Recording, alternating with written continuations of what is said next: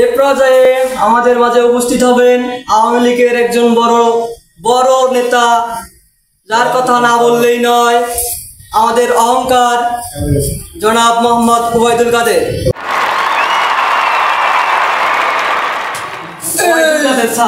আমাকে মানুষ চেনে, আমার নাম বলা লাগবে না, কি ঠিক বুঝেননি আপনারা?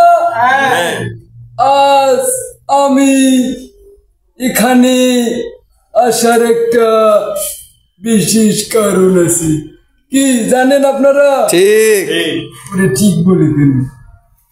কারণটা হলো এই যে লোডশেডিং, অনেকে আবার লোডশেডিং বোঝেননি, ওরে কারেন্ট চলে যায় সেটার কথাই বলতেছি। আজ যদি হাসিনা সরকার থাকতো তাহলে এমনটা হতো না।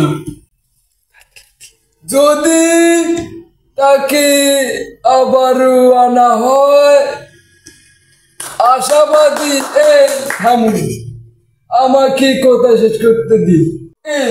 ওই ছেলে কথা বলুন না, লিটন। কি লিটন? তোমাকে এর আগেও বলেছি, তুমি কি ভালো হবে না?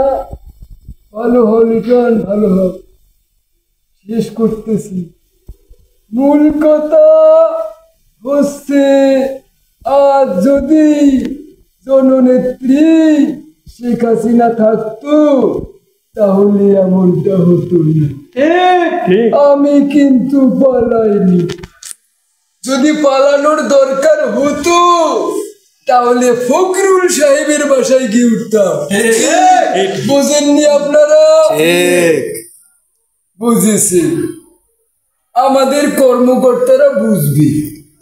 এখানে বিএনপি কারা, জামাত বুঝবে না, এরা কারা? এরা তো কোনো সংগঠন আমার চোখে নয়। কোত্থেকে এলো? আমরা পালাইনি, আমরা পালাবো না। দরকার হয় ইন্ডিয়ায় যাব, পার্শ্ববর্তী দেশে যাব, তাও ইউএসএ কানাডা যাব। ঠিক আছে, কথা